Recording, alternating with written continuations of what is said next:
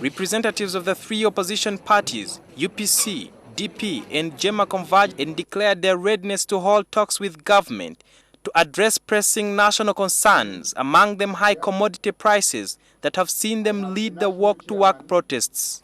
But UPC President Olara Otunnu, who is leading the party's platform, laid down the conditions government must fulfill to pave way for the talks. We are not seeking a photo opportunity with Yoweri Kaguta Museveni. And item 1 on the agenda would be the issue of free and fair elections. As we conduct dialogue, there should be no aggression on the streets. There is no question of the collective democratic opposition engaging in dialogue with Yoweri Kaguta Museveni when he's got some of our leaders in detention. Information Minister and Government spokesperson Kabakumba Masiko welcomed the dialogue but described some of the opposition demands as unrealistic. Mao did indicate that he's not interested in bail. So as a government, we can't force Mao to get bail. Even Besigye was remanded by the Nabweru court. That did deny him bail. So, please, it's not up to the NRM government to say, get out.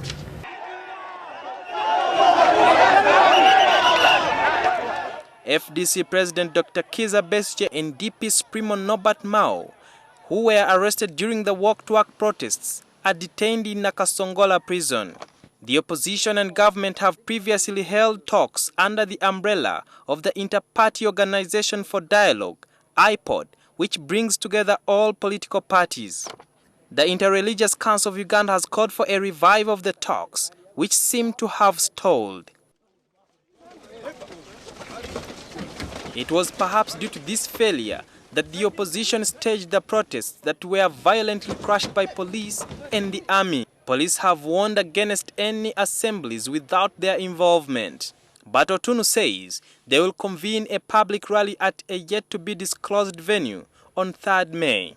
I hope that Mr. Kale Kaihura by that will have the decency not to interfere with what will be a peaceful, non-violent public rally.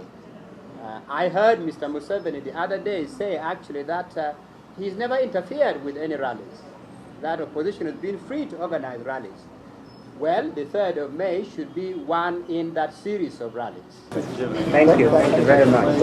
It was not immediately clear why Uganda's biggest political party, the FDC, was not represented at this meeting. The opposition has received an olive branch from the government to hold talks on the most pressing issues 3 days after the president showed his willingness. But the opposition has laid down some conditions for the talks. Key among them is the immediate release of their leaders, Dr. Kizza Besigye and Norbert Mao.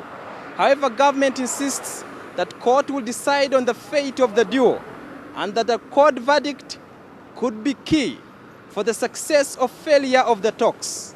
Sudil Biarhanga, NTV, Kampala.